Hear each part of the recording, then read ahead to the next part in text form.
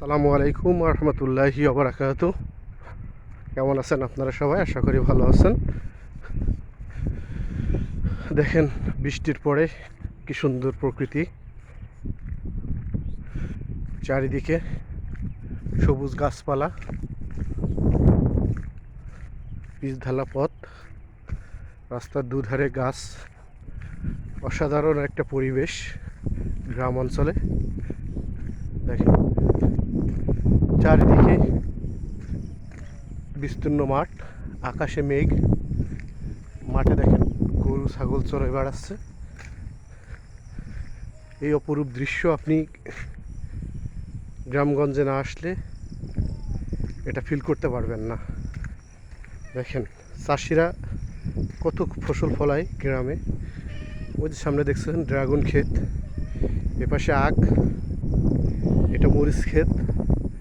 দেখেন আর কিছুদিন পরেই এই সকল জমিতে আমন ধানের চাষ হবে। তখন সবুজে সবুজে ভরে উঠবে এই মাঠ। কৃষক তার রক্ত পানি করা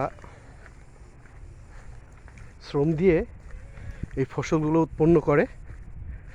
আসলে আমাদের দেশটা অপূর্ব সুন্দর। এই প্রকৃতি, এই ফসল, এই গাছপালা সবই আমাদের সাথে মিশে একাকার হয়ে আছে। আমরা ধন্য হয়েছি আমাদের এই দেশে জন্ম নিয়ে। আসলে সেটা বলে বোঝাতে পারবো না। গ্রামে বাস করা একটা মজাই আলাদা।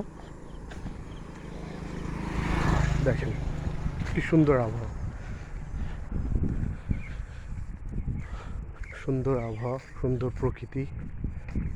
বিকালবেলা আসলে মনটা অনেক ভালো হয়ে যাবে, অনেক ফ্রেশ হয়ে যাবে আপনি যদি এই পরিবেশে আসেন।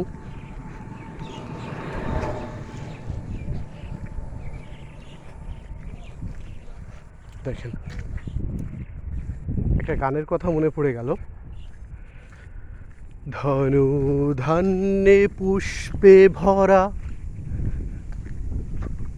আমাদের এই বসুন্ধরা, তাহার মাঝে আছে দেশ এক সকল দেশের সেরা।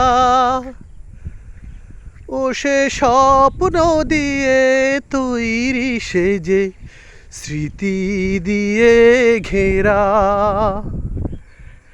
এমন দেশটি কোথাও খুঁজে পাবে না কো তুমি। সকল দেশের রানী সে যে আমার জন্মভূমি, সে যে আমার জন্মভূমি, সে যে আমার জন্মভূমি।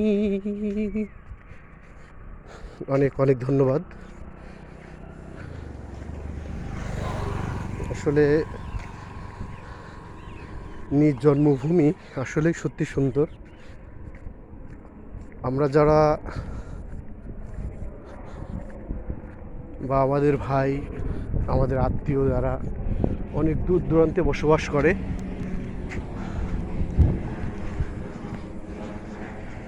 অনেক দূর দেশে আছে, তাদেরও জন্মভূমির জন্য মন কাঁদে।